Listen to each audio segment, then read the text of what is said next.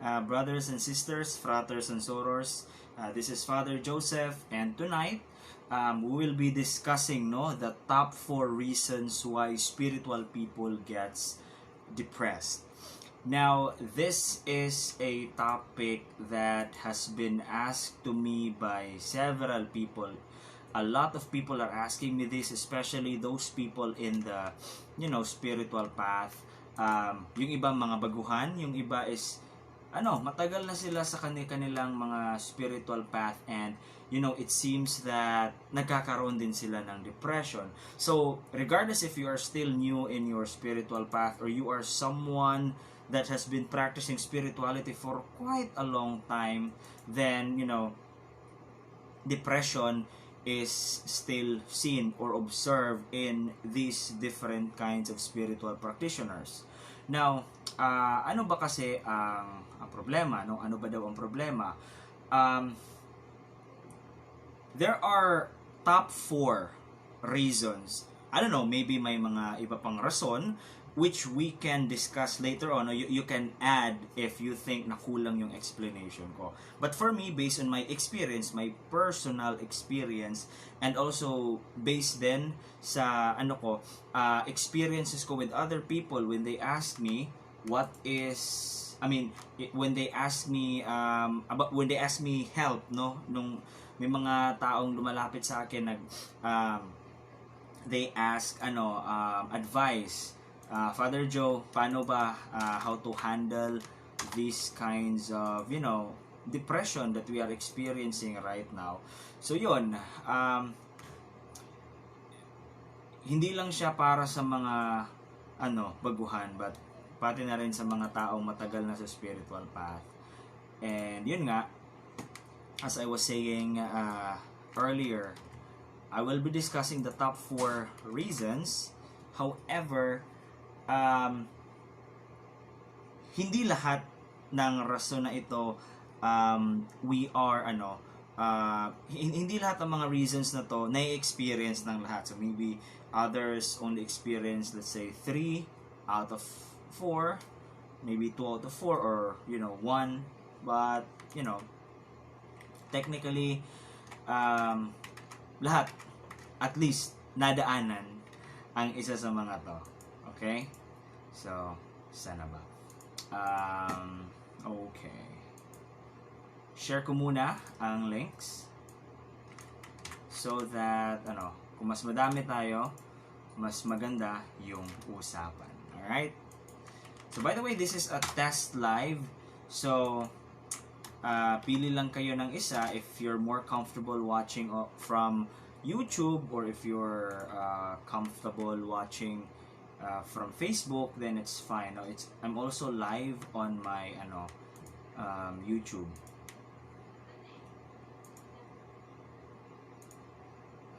Okay, paano ba to? More options, share to group, yun. Oh, Latif Madali. Hi, Latif. Hi, Latif. Alright. So, okay. Let me share this live to my personal Facebook account. So, live tayo sa Facebook. Live din tayo sa YouTube. So, sa YouTube, it's on the Corporate Mystic. And in in YouTube it's the Corporate Mystic, and Facebook it's Father Joseph Lagumbay. Latif Madali, hope all is well with you and your family. Yeah, so far so good, Latif, by God's grace. Okay naman lahat. Ikaw, Latif, hope all is well then with you and your family. Okay. Sana.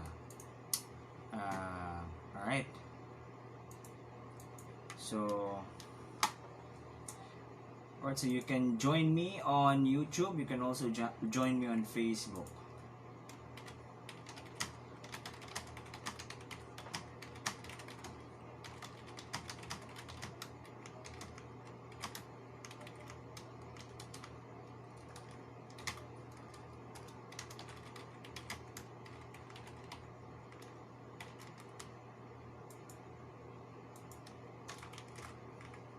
Alright, again, our topic for today would be the 4 reasons why spiritual people gets depressed. Okay? So, share ko muna.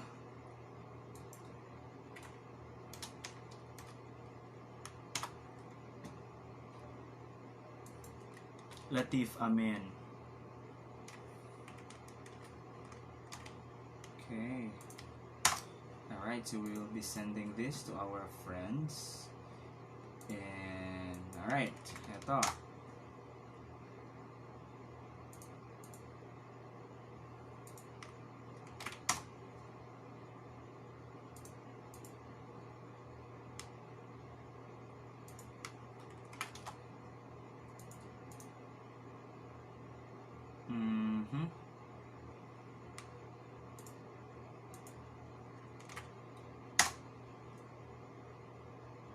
Okay. Okay.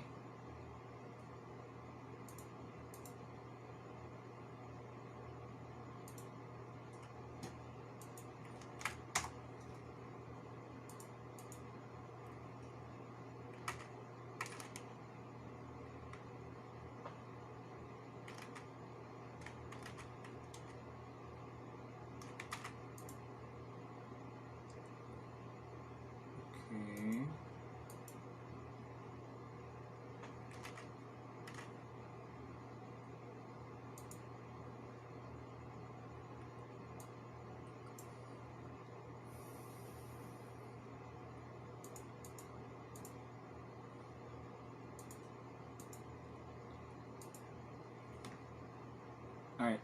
So,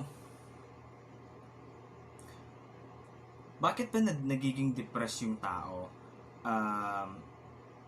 Especially if nasa ano ka na, nasa spiritual path ka na. Di ba dapat if you're more closer to God, if you are, having spiritual practices, di ba dapat mas nagiging positive ka, di ba? Pero bakit ganon? Bakit parang, you get somewhat depressed, somewhat sad, you will be in that state of melancholy for maybe a certain period of time. Ganon. What do you think is the reason? Alright? So, yeah. If you have some answers, you can put it in the comments below so that, we can talk about it and we can discuss. And perhaps you can share your experiences then that, maybe would resonate with the topics that we'll be having today. So, alright, shout out for the GC Magic, Myth, and Mysticism here. Alright, shout outs to our GC Magic, Myth, and Mysticism. Frater Paul, hi there, how are you? Alright, so I'm still sharing the link. So, yun, as I was saying earlier, if you have experienced depression, especially when you are in the spiritual path, you can, put it in the comments down below.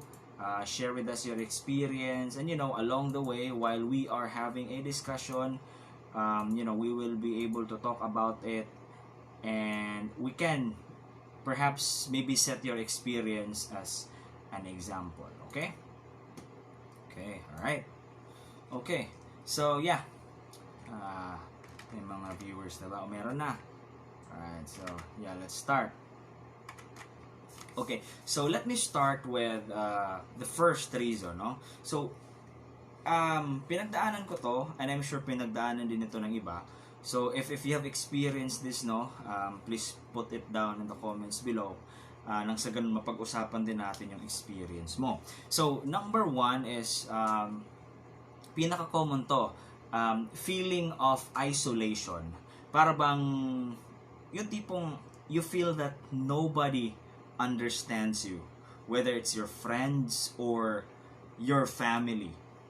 Alright? So, this happens especially in the earliest stages of your, let's say, spiritual seeking or spiritual awakening. Yun bang time na na-discover mo itong tinatawag natin na spirituality? Alright?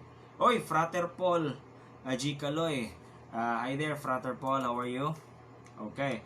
So, etong number 1, ito talaga pinaka-common to, feeling of isolation, yung bang nobody understands me, even your family, no? Na-experience ko to kasi my family is not used to, seeing me in in this path, in the spiritual path, because way back in college, talagang ano ako, I always drink, I always hang out with friends, I have a band, but I'm active din at school, especially sa student council, pero hindi talaga, this is not my thing, spirituality is not my thing. Yung bang tipong sa bahay, your parents think that you are crazy because, you know, you close your eyes, and then sometimes you chant mantras, you say Aum, sometimes you chant mantras in Sanskrit like the Aum, the and the Simran. Sometimes you also chant Jewish or Hebrew mantras, like, you know, the 72 names of God, Adonai, you know, the forbidden name, whatnot. So, di ba, they find it weird. So, people from your household, parang iniiwasan ka nila, or if not, they will confront you and tell you that, hey, what you are doing is wrong. Nababaliw ka na ata, right? And that's inside the house, no? That's at home. However, outside, iba naman. When you are with your friends, no? Nag-iinuman kayo. Tapos, bigla-bigla na lang, maybe hindi ikaw yung nag-open ng topic, but sometimes ikaw din. But, you know, most of the time, you don't open up topics like this, right? What happens is that a friend opens up a topic that, you know, is somewhat related to spirituality, tapos sumagot ka. And your perspective is very weird compared to their perspective, right? For example, they're talking about the church, about God, about life, death, afterlife, you know, those things that are being discussed in the church, and, you know, stuff like morality. Your take, of course, because you are in the spiritual path, will be a bit different, diba? For example, they're talking about heaven and hell. For you, being in the spiritual path, even though we are different, you know, we are from different spiritual paths, but I think we both agree that, you know, reincarnation is a thing, and it is a quote-unquote reality, right? So, yun. What happens is that they talk about hell and heaven, you talk about reincarnation, you talk, hey, that's not literal, I think that's metaphorical, and they say, no, but may sinasabi, nasa Bible, and so on. So, there will be a conflict, di ba? Habang nag-iinuman kayo, imbis na nagha-happy-happy lang kayo, what happens is that, you know, the mood was ruined because you tried to, you know, insert that specific idea to them, which is, you know, they are still not ready for that because they have not experienced that, you know, level of awakening yet. So yun, most of the time, you know, our friends, you know, will slowly start leaving us. It happened to me. Some of my friends left me, not really some, but most of them left me, and, you know, some of them stopped talking to me, and hindi ko na rin sila ginulo. One time nga, naalala ko, you know, hindi ko napansin na ako na pala talaga yung ako na lang mag-isa yung nagsasalita doon sa circle namin. And I was so enthusiastic talking about spirituality, about the destiny of the soul, about reunification with God and whatnot. And di ko napansin na yung mga kasama ko pala, ano na sila, you know, they started texting, they started talking to their seatmates and so on. So nawala na yung parang na-ruin ko yung mood ng inuman namin. So yun. Yeah. And it is depressing. It's because, you know, these people were your friends, right? They are your friends. Yung may problema ka, may problema sila, you always, you know, get together. And, you know, just because you have started to, you know, see things in a different perspective, parang nawala, nagkalamat yung relationship ninyo. Also at home, balik tayo sa bahay, yung iba talaga, no, may mga lumalapit sa akin kasi against talaga yung parents nila sa kanilang spiritual practices. And yung iba nga lumayas na, yung iba up until now hindi pa sila nagkakaayos ng kanyang mga magulang. And yun, it is depressing because first of all, may nakita kang something na, you know, something worth studying, something that is magnificent, something that is really something greater than you. And for you, para bang I have discovered the one piece, or you know, that very treasure na talagang hinahanap ng mga tao, the meaning of life, parang ganon. You know, you found that very thing that people search all their life just to find that, you know, specific thing, and ikaw, you found it and you want it to share with them, but you can't, because you know, you are in that different state of consciousness. You are on a different state of mind. So yun. And it's really hard, and you know, it's really depressing, and others are suffering from it right now, but others have surpassed this, you know, specific level. Okay? So yeah. So if you have experienced this, no, sa mga nanonood dyan, if you have experienced this, would you mind sharing your experience below? How you cope up with this? Paano mo to na overcome? Paul Wilmer Sanchez, on the middle of the spiritual journey, people are keep on dwelling, searching for a reason what kind of situation they had. Yes, Brother Paul, no? So, yun nga, if you are in the spiritual journey, you keep on dwelling and searching for the reason of ba't ka nandyan, no? What are you doing there right now? Ano ba to? Is this something worthwhile? Anne Argentine Cañas Borgoña. Hello po, namaste, good evening. Alright. Yeah. So ako naman, when I try to overcome this situation,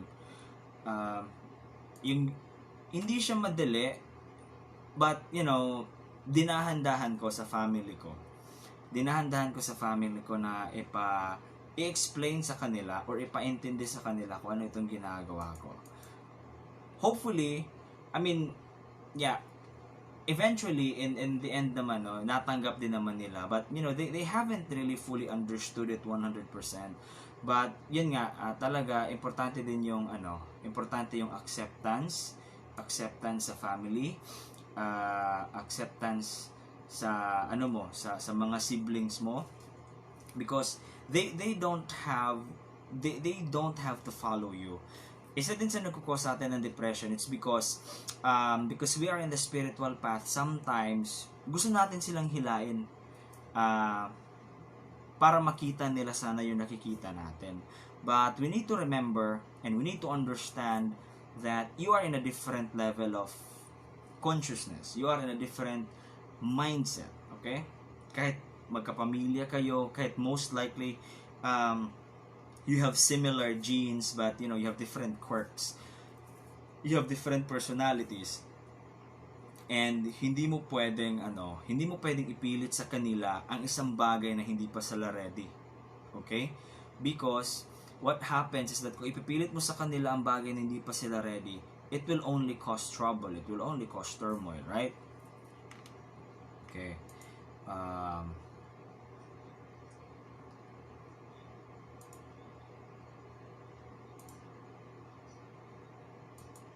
Okay. So may gusto ba mag-share about their experience? Okay. So you know, if you have or if you want to share anything, you can just, you know, simply put it in the comments below, and you know, we will discuss it, right? Okay. So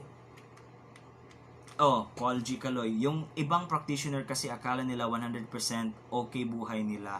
Pero itinuturo lang sa atin kung paano i-handle ang mga bagay-bagay at kung ano dahilan ng mga suffering pa rin nila. Wisdom dapat hanapin nila kung bakit nangyayari pa rin ito. Yes, Frater Paul, thank you. Thank you for your comment. At tama yun. Akala kasi din ng iba, once you follow, tama yun, no? If you follow a certain spiritual path, parang masosolve na lahat ng problema mo. Actually, hindi, no? Actually, when you follow a specific spiritual path, what happens is that it becomes a mirror. Your path becomes a mirror, and instead of making your life easier, it will actually become a lot, quote-unquote, harder. Why? Because you will start to see the things about yourself that you have not seen before. Yun yung mangyayari. It becomes the path now that you are walking becomes a reflection of yourself. So, when you start walking in the path, you feel that you will be more irritated at times. Tama yon. Because you start to see the evil around you. Yun nga, initial stages, sinasabi ng iba, the world is evil, money is evil, the corporate world is evil, capitalism is evil. Lahat na lang, no, nakikita natin. There's a shadow government controlling the world and stuff. But actually, these are all just projections of the negativities inside us. We hate a certain group of people. We start to see the negativity all over the world. It's because it is actually just a reflection of the world inside us. Alright? Aljon Padisio, that's true. Parang gusto mo silang tulungang makita ang nakikita mo, ma-experience ang na-experience mo. I tried before pero hindi talaga pwede kasi kahit may group karma kayo with friends and family kasi iba pa rin ang path ninyo. But there's another solution. Just follow your path and be good example to them. They will eventually accept you and your path for they understand na nasa good path ka. Tama yon. Tama yan, Aljo, no? It's actually true. Minsan din kasi ganun yung nangyayari. Gusto natin silang hilain sa path natin. But, di ba? Isipin mo na lang ganito. Your parents are trying to pull you into, your parents' religion, tama? But ayaw mo kasi gusto mo na, I want to be a free-spirited spiritual person. However, what you are doing, if you push your beliefs onto them, ganun din eh.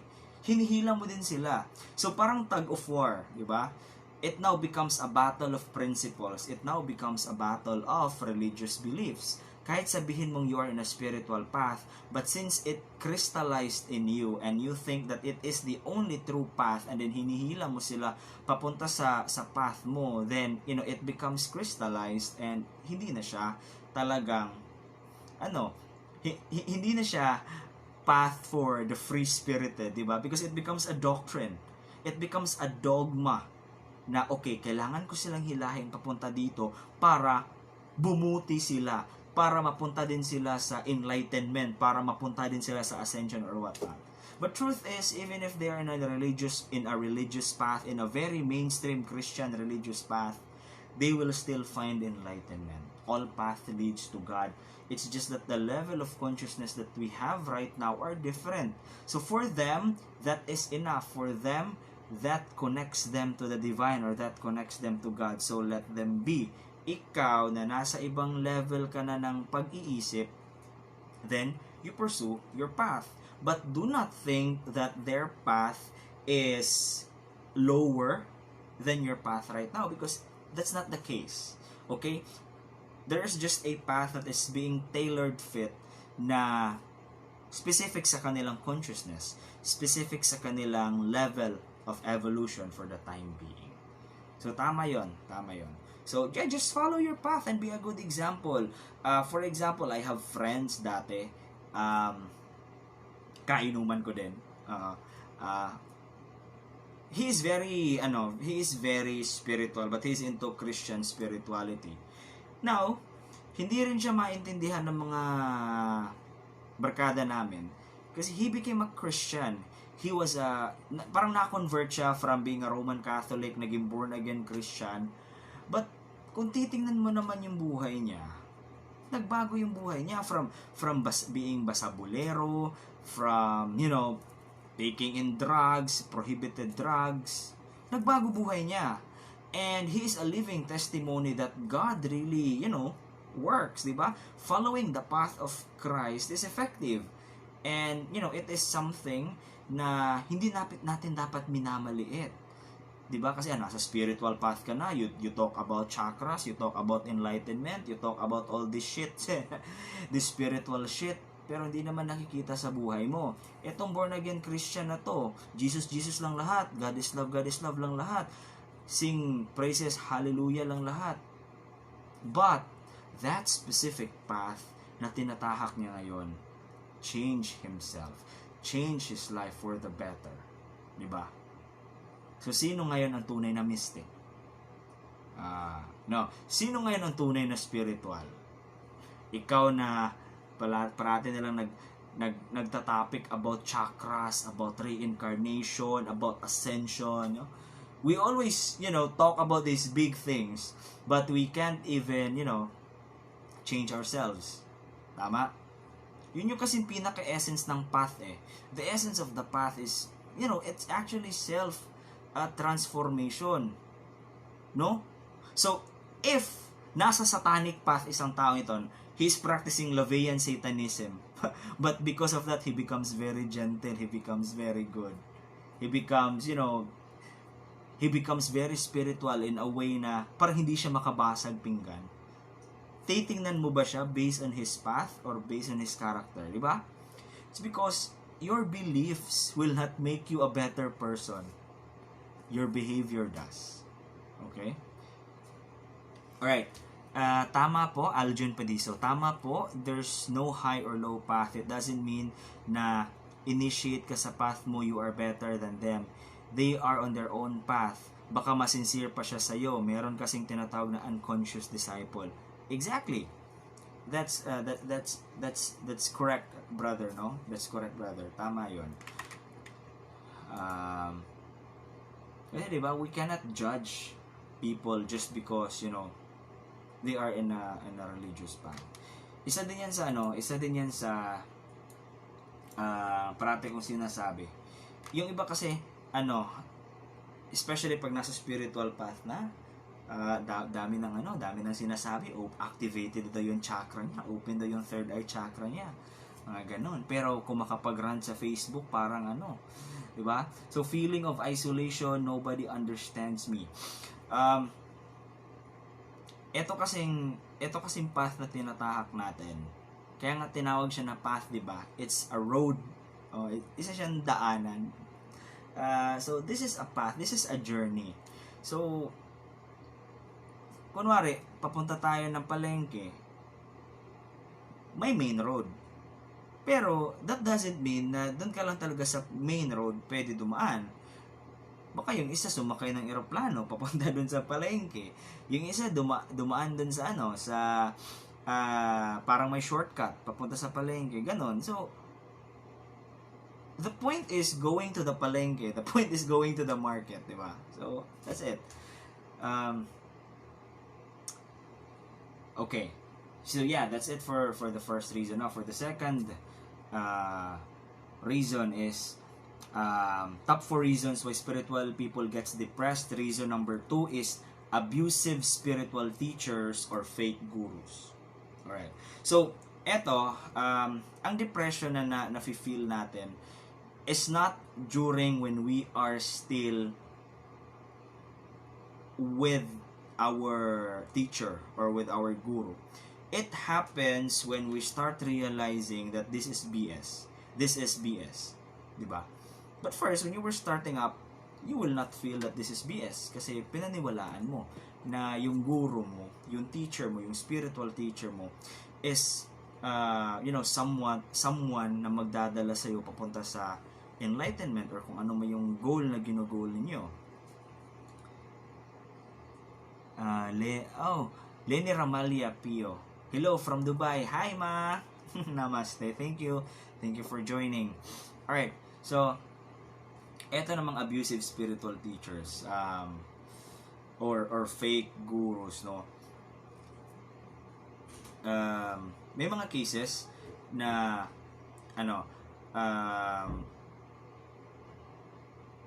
magsimula tayo sa pinaka lowest case. First, eto kasing mga spiritual teachers na ganito, mahirap silang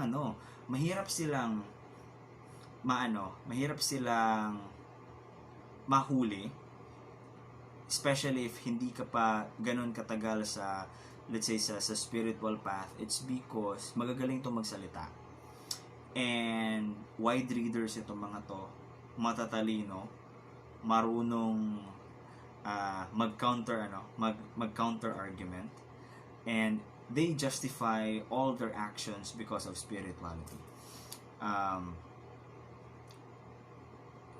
First na kinukuha ng mga fake teachers is, of course, our time, di ba?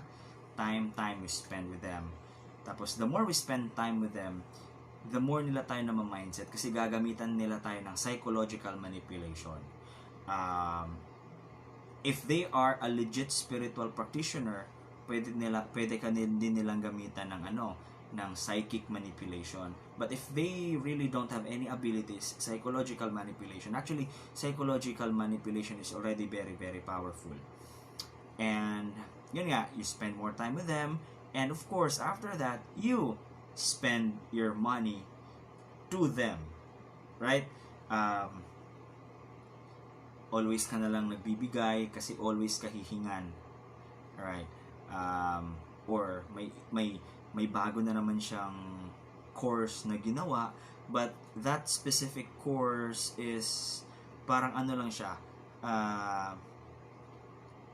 hindi din siya complete kasi may kasunod pa. So, bebentahan ka ng kung ano-anong racket niya, nang sa ganun mahututan ka niya ng pera. Tapos, in different spiritual traditions, iba-iba ang tactics, but similar, no? You spend more time with them, spend your money with them. At ito pa, especially dun sa mga kababaihan, kasi there is this practice of tantra, no, in the Eastern spiritual traditions, wherein sexual energy is actually spiritual energy as well. Kaya lang it's a raw energy. So, kasi di ba, we have 7 major chakras, 11 if sali natin yung mga chakras in between, and 144 if we count all the energy centers or sa lahat ng mga nerve endings na nandito sa katawan. Now, once a person has activated the Kundalini is the serpent energy, that it's a serpent-like energy. Tinawag nila ito serpent kasi when the 7 chakras are activated, the 11 are activated, there's like a spiral energy that goes up and then goes down. And then all the energy centers, 144, will be activated. Ngayon, there is a practice in the Eastern spiritual traditions, especially in India, this practice of Tantra. May tinatawag na may mga sex meditations talaga. And it is a legit practice, and it is a practice that still exists until today. However, the sex sex meditation is only being done by first advanced spiritual teachers, and then this is not something na ginagawa lang basta-basta ng kung sino. there is a specific level of discipline na kailangan i-practice ng isang tao. Because the ano kasi, the benefits of this meditation is it energizes the body, and this is also the kind of the kind of meditation that yung mga sa mga lalaki we're all mature people here. Sa mga lalaki, you will experience orgasm without ejaculation, because in the Eastern spiritual practice, the semen kasi is very powerful. It is they call it actually the cosmic fluid. So in the tantric tradition, the semen can actually be recycled within the body. So, hindi siya pinapalabas. You will experience orgasm, pero hindi siya lumalabas. Bumabalik siya sa loob. So, it energizes the body. It also energizes the spiritual bodies and all the layers of energies within our whole entire being. And yun, ang nagpa-practice nito is mga spiritual masters lang talaga. And it's the person, yung mag-partner, they need to have they need to have reached a certain level of, let's say, they need to practice a certain level of discipline and reach a certain level of awakening. This is actually very complex I'm just trying to explain it very simply para maintindihan ninyo. And dapat din they belong to the same spiritual tradition, and they must have been practicing the prerequisites for like years, not just perhaps 10 years, but more than 10 years probably. So yung nangyari kasi, this practice kasi was took by the Westerners from India, and then eto lang yung finocus nila. And they have marketed it in a way na para bang nagbibenta lang ng ulam, parang ganon. Parang nagbibenta lang ng t-shirt. Where in fact it's not like that. It's a sacred act. It's a sacred practice. And the tantric sex na tinatawag, this sex meditation, this is just a very tiny portion of the entire Tantra tradition. It's just like parang 10% lang siya ng entire, because Tantra is not about sex. Tantra is about it's a path. It's a spiritual path about energizing, about enlightenment, awakening the energy centers and all. Now, yung nangyayari kasi, may mga spiritual teachers talaga na ginagamit nila ito. And what happens? Nabubuntis yung mga students. Oo. Yung mga students, may mga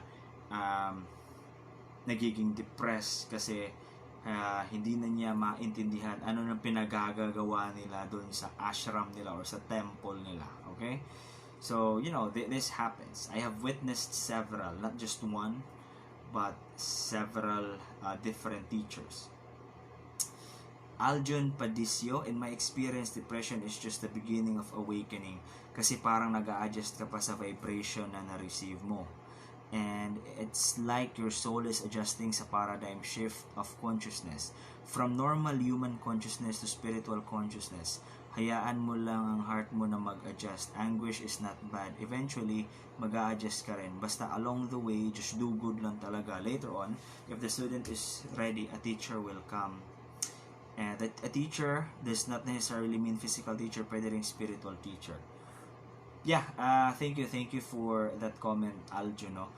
Yeah, it's good because yun nga, sometimes depression kasi is depression din kasi is caused by the chemical imbalance in our brains, especially the dopamine, no?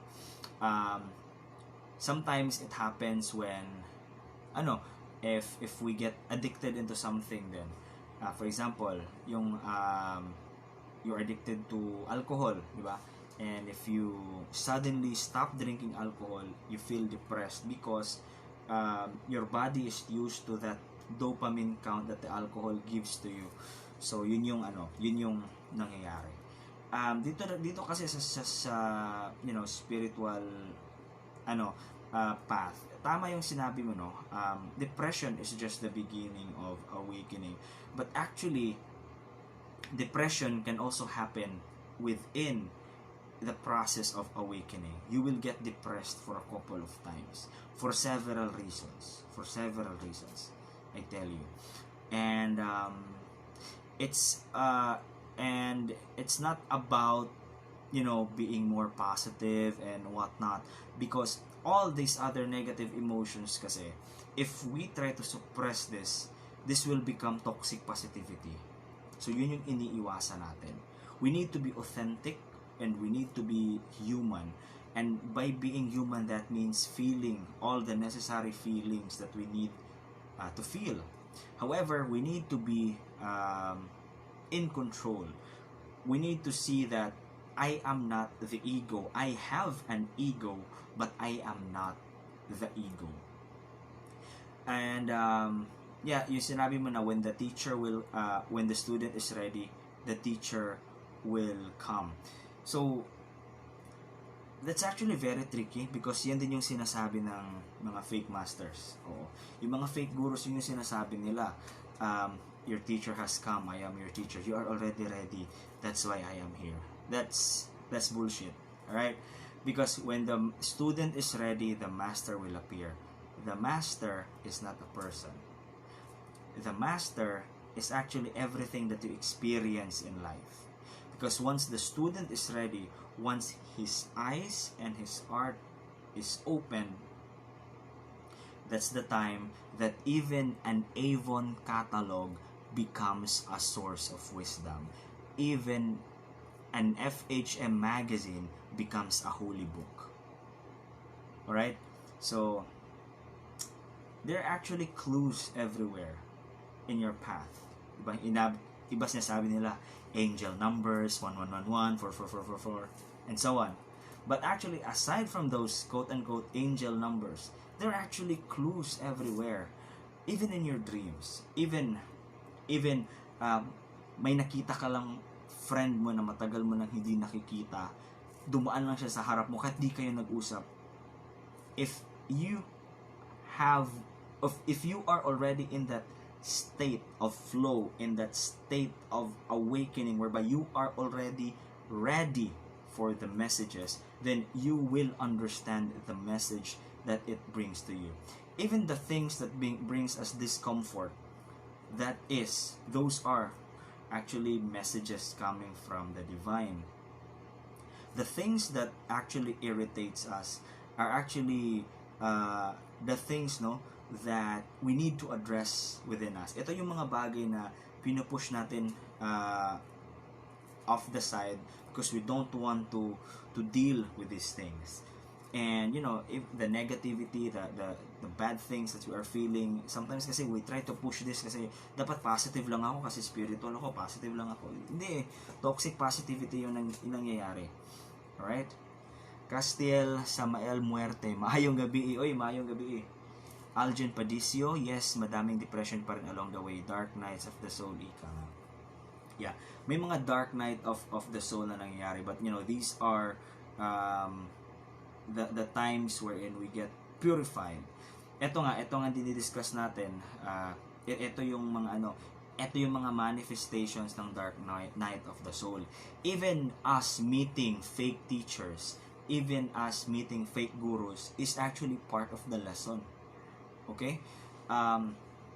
So, according to the saying even a broken clock, kahit yung sirang relo, it tells the correct time twice in a day. So, meaning, even though we have met these abusive spiritual teachers, may mga magagandang na idudulot pa rin ito sa atin. Bad or good, it is still a lesson. Okay? Alright, sana yun si Frater Paul. Frater Paul? Saan ka na, Frater Paul? Kaloy, uh, baka may gusto siyang i-share about abusive spiritual teachers. Alright. Okay. Alright, kung wala na, eto naman ang etong number 3, the third reason why spiritual people gets depressed is eto yung madalas to, yung feeling mo na there is no spiritual progress or there is no spiritual growth sa'yo. For example, this happens kasi when you talk about your spiritual experiences. And we need to understand that our spiritual experiences are subjective. Okay? Our spiritual experiences are happening within us. It's an experience nga, di ba? Ikaw yung nakaka-experience. And you also need to understand that your spiritual experience is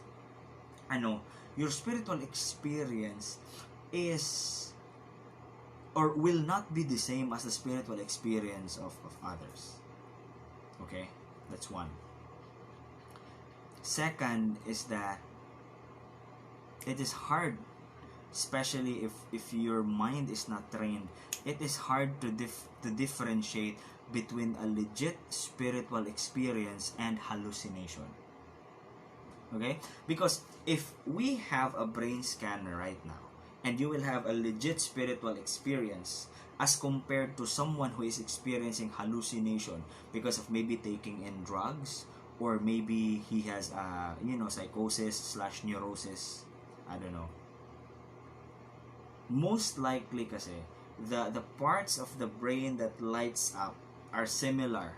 So that's why religious fanaticism and a spiritual experience, kung isa-scan natin yan sa brain natin, they are very similar. So, what happens? What happens is that it is very hard to distinguish. No?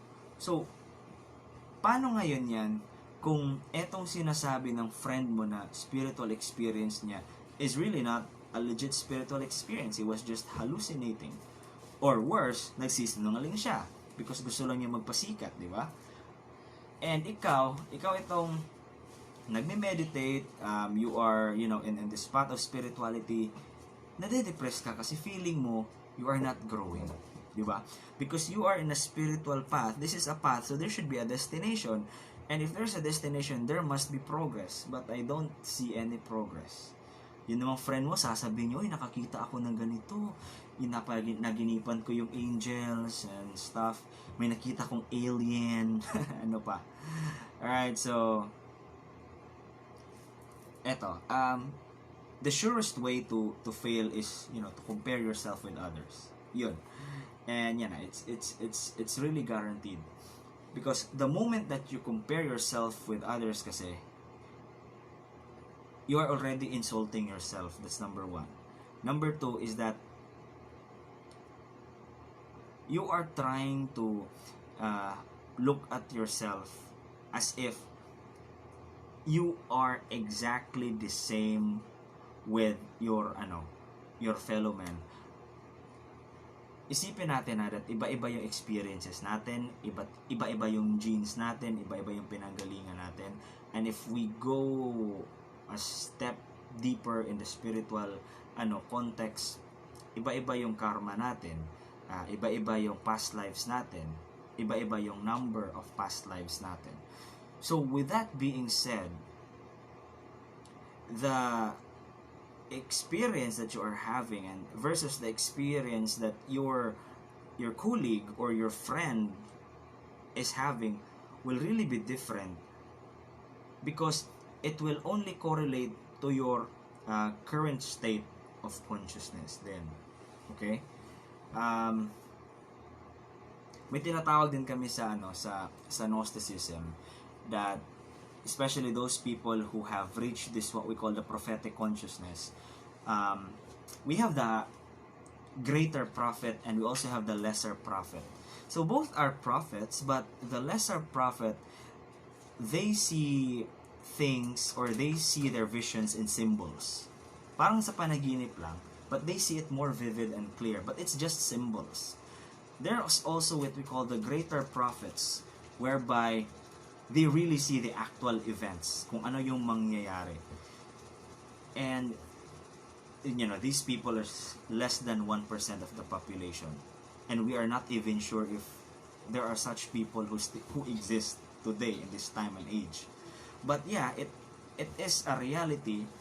Pero yun nga, iba-iba yung level of experiences natin, because iba-iba din yung soul age natin, so to speak. Iba-iba. Alright? So, you cannot compare your spiritual experience with others. It's because you also have a different experience. Ganito kasi yan. Yung experience mo right now needs to be aligned then with your current situation. What needs to be done in that specific time and place. Kaya nga, di ba, palati nila sinasabi, live in the now. So, if you are living in the now, so what needs to be done there, di ba? Kasi, we always think na, pag nagsimula na ako sa spiritual path, ma-open agad yung third eye ko, tapos magiging psychic ako, tapos lalabas ako sa TV. Hindi kasi yan ganyan eh. You are in the spiritual path because you are wanting to be closer to the divine or to God. You want to go back to your pristine state. And these abilities na tinatawag natin, hindi naman ito ang goal ng spiritual path eh. We even call it in Christian mysticism as spiritual accidents. Spiritual accidents, tama. We don't focus on this. It will come. It will come. If not, then not. Di ba? Ano bang gusto mo? Unification with the divine or maging Power Ranger? Ano gusto mo? Di ba? But there are other paths din, no, na yung focus nila is more on healing, more on pagtatawas and stuff. Iba din yon. Kaya nga, di ba, there are different spiritual paths kasi iba-iba yung goal ng iba't ibang tao. Why are they embarking on a spiritual journey? But if you are somewhat trotting a more traditional path, except for shamanism, because shamanism, or Castiel Samuel Muerte, no? I think he is practicing shamanism. Iba din yun sa kanila. They are more on focus on grounding on earth spirits. They're more into healing. They are more into utilizing the ambience or the spirit guides and whatnot. But aside from that, yung focus kasi ng spiritual journey natin is to really unify, to be connected with God. Now, having psychic abilities does not mean enlightenment. That doesn't mean you are already closer to God because you have these abilities. Remember that these are just, energy manipulations. And there are different levels, there are different ways on how to do this. And again and again, iba-iba yung karma natin, iba-iba yung specific experience at journeys natin. So, for example, di ba we have 7 different chakras para mas maintindihan yung mabuti. All our karma, good or bad, it actually attaches to any chakra, depende kung saan yun. For example, if it's more physical, dito yan sa solar plexus na chakra. Ano pa ba? If it's more on, emotional, may nagawa kang di maganda sa sa kapwa mo or whatnot, na heartbroken ka, may heartbroken ka in the past, it's here, no? So basta doon nagkakaroon ng mga distortions. Doon nagkakaroon ng mga distortions sa mga chakras natin, sa energy centers. Now, of course, there are other people who have activated a specific, let's say they have parang may achievement unlock. Kasi iba yung experience niya. Siguro mas purified na yung ano niya, third eye chakra niya or heart chakra niya or so on. Yun. Pero talking about the third eye, most of the people kasi they think na pag na-open na yung third eye nila, they will see ghosts and malevolent or dark spirits, but actually no. When you have fully opened the third eye, you will not be seeing these things. What you will have is a more clarity in life. You will see beings of light, perhaps angelic beings, divine messages, much faster yung tinatawag nating higher self channeling. May mga bypass kasi na nangyayari kaya nakakakita ng mga dark entities ang mga taong, yung ibang taong open yung third eye nila. One of the reasons is that according to my spiritual teacher is that the heart chakra is not opened yet. So kailangan kasi dapat ino-open ang heart chakra first before itong third eye. Kasi nasa heart chakra kasi, nasa anahata chakra, dito yung balance, na dito yung yin at saka yang. Once hindi tayo properly grounded when it comes to the true essence or the true meaning of love, then hindi siya hindi siya fully purified yung heart natin. So it also reflects to the things that we are seeing. Kasi according sa ancient scriptures, especially sa teachings din ng mga Rosicrucians, an initiate, it's also in the sutras, no? Even the Buddha or even Jesus, in their presence, evil spirits will be trembling.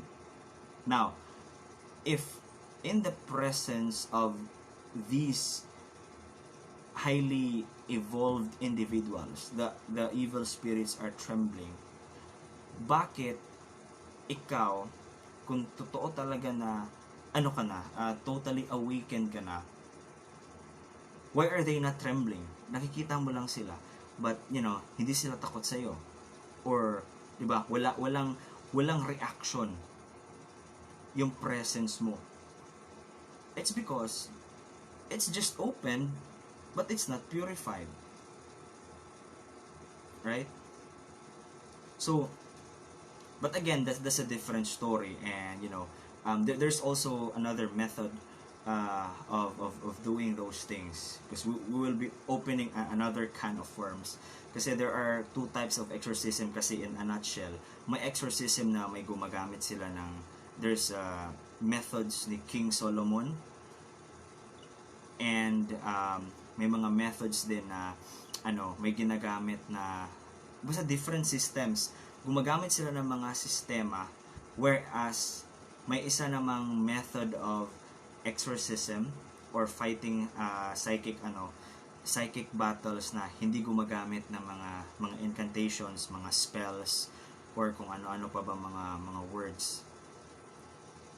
Just like Master Yeshua or Jesus or the Buddha, Prince Siddhartha Gautama, their presence itself will drive away evil spirits. And specifically sa method ni Jesus or ni Maria Yeshua, he will just ask the name and drive the spirit away. It's because he has developed his character. He has developed himself to be more spiritual. He has raised his vibration, and he is not using the Solomon magic. Kasi sa time ni Jesus nag-e-exist na yung keys of Solomon. Nag-e-exist na yung ganong uri ng ng pagbabanish ng evil spirits. So yun. Siguro maybe next time we can discuss more of that. Ako kasi, when it comes to exorcism, I'm not more into using incantations or words. I am more into really developing the spiritual side of things, especially opening the heart chakra, and hopefully opening din the third eye chakra. That's why in the ecumenical Gnostic order, our goal really is not to open the third eye or whatnot. It's more on the holistic awakening, starting from the heart chakra, kasi the chakras below the heart, it's already open. Ito pataas, ito yung kailangan natin kailangan i-activate. Or di ko nabasa, may message pala si Frater Paul G. Caloy, yung tungkol sa first awakening, akala natin yung tama, then comes the next awakening na mas may tama pa pala kaysa dun sa tama ng first awakening, na minsan depressing pero mas nagiging refined yung kaalaman. Tama yun, Frater, no? So parang being woke is another illusion that we need to wake up from. Yun. Alright, Charm Delantar, good evening po. Many are confused about the difference between psychic awakening and spiritual awakening. Can you please cite the difference between the two? Thank you. Okay. Okay, medyo medyo malayo na siya sa topic natin ngayon. But let's just say in a nutshell kasi, as I mentioned earlier, ang spiritual awakening kasi, it happens spontaneously, no? Sometimes you don't have to do anything just for it to happen. It happens in an instant. Like, di ba, yung nag-start ka na mag-seek ng spiritual things, it happened in an instant. Hindi mo naman yun sinadya. So that is that spiritual awakening. And when you say spiritual awakening, it's a process. So you are not spiritually awakened. Nobody is spiritually awakened, but we are awakening. It is a process. Because when you are awakened, it is past tense, meaning nag-stop ka na, hindi ka na naging awake. So we are becoming more awake as the days go by. Parang ganun siya. It's a process, no? And psychic awakening is different. Though they are similar, they can be correlated because sa level kasi of consciousness, sa evolution kasi ng consciousness natin, may kasi yan. Actually, there are 7 levels of consciousness. I've mentioned this in my other videos. So it starts with the primordial consciousness, the consciousness within the rocks or within the basic elements, no? It just contains, static electricity. And then the consciousness naman with the plants. So iba din yun. It's a higher evolution. And then now the consciousness within the animals. So that's the third level. And then yung consciousness naman and then consciousness sa higher animals and then humans, di ba? So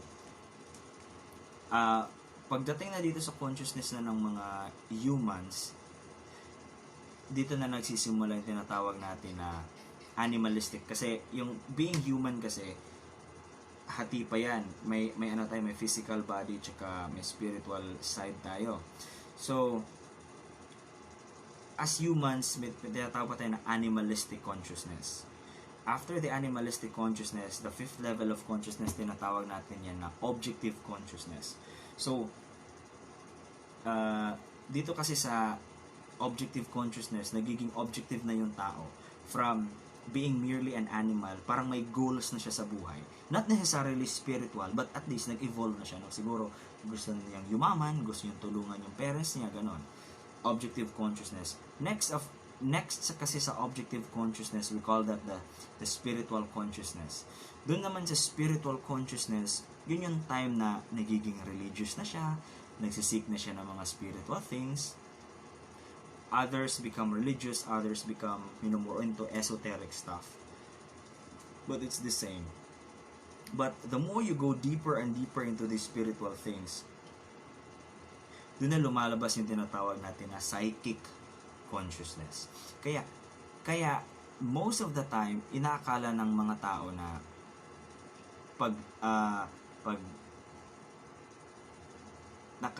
kapag may psychic abilities ang isang tao, he's somewhat like spiritually awakened or spiritually enlightened. Actually, hindi rin. Kasi that's not the peak of the evolution. It's just like you have uncovered certain abilities or You have tapped into that dimension within you, which is normal. Okay? Ngayon lang, in the modern day, hindi natin siya ginagamit. It's because we have been disconnected to this transcendent aspect of ourselves, no? We have been disconnected to this transcendent aspect of our humanity. That's why we think that these things are not real. And then pag may nakita tayo, hala, nakakaano siya, nakakagalaw siya ng mga bagay gamit ng kanyang isipan, may kapangyarihan siya. Actually, kaya natin yan. Kaya natin din yung gawin. It's just that we have not tapped that, level of we haven't tapped that dimension yet within ourselves. And it can be learned. It can be learned. It's another form of energy manipulation. But again, that doesn't mean that kaya niyong gawin, mas holy siya kaysa sa'yo. Kasi ganun kasi sa atin eh. If we see people doing these, things like ESP, telekinesis, nakakita ng mga ghosts, clairsentience, clairvoyance, lahat ng klaseng clair nasa kanya na. We think that that person is already enlightened and that person is somewhat holy. But actually, no. Kung tutusin nga, siguro baka mas mabait ka pa kaysa taong yun. Because the spiritual abilities or the psychic abilities of a specific person does not equate to his quote-unquote holiness, does not equate to his or her level of awakening being greater than you. Kasi yun nga, as mentioned earlier, iba-iba yung level of awakening natin due to our karma and our past lives. Castiel Samuel Muerte, I got so depressed 2019 until 2020, had suicidal thoughts until I went to Mount Banahaw and learned about the truth and more to life than the mundane spirit. Amen. Alright, so yeah. Even spiritual people gets depressed. Okay? So, itong number 3, itong mini-mention ko ngayon, this is yung mga tao ba na akala nila there's no spiritual progress or there's no spiritual growth. Actually, sa pagme-meditate natin kasi, there is spiritual growth. There is spiritual progress. Hindi lang natin yung nakikita. Alam mo yung buto, di ba yung buto pag nilagay mo siya sa lupa, hindi naman yan agad-agad tutubo. It will take several days. Other seeds take several months before they grow big. Akala natin walang nangyayari. Right? Akala lang natin yon. However, we don't know the biological changes that happens within the seed when it is under the soil. So, yun. So, hindi mo dapat kino-compare yung sarili mo sa iba. Kasi, malay mo, nagsisinungaling yung kasama mo, di ba? Or malay mo, hindi din yun, malay mo, illusion lang yung, sinasabi niya, naghahallucinate lang siya, di ba? Or, hindi talagang, iba yung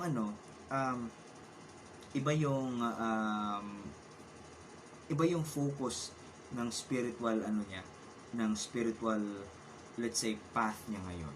Alright? Kasi di mo naman dapat i-compare yung self mo sa iba. For example me, I am a Gnostic, or for example a Buddhist. You are practicing Buddhism. Diba yung focus mo is more on enlightenment, more on ascension, diba? The unification with the divine. Hindi mo focus yung pag-open ng third eye. Baka yung fino-focus ng kasama mo pag-open ng third eye. Diba? So, yun. Iba yung goal niya. For example, in shamanism, iba yung goal nila. Yung goal nila, kapag iba yung methods nila. So, iba din naman yung sa'yo. So, there's no way that you will compare yourself with that specific person in a different spiritual practice, right? Saan yun?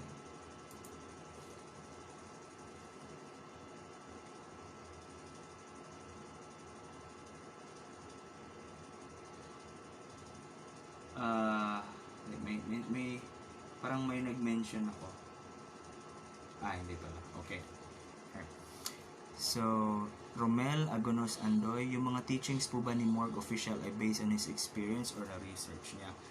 Well, kung si Morg, okay, medyo malayo na yun sa topic natin. But yeah, si Morg naman, mostly kasi sa mga nasa ano niya na mga contents niya is based on his research.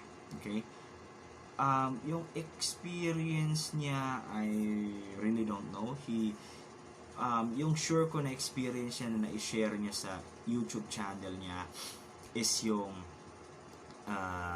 religious trauma syndrome na na-experience niya with his Christian family.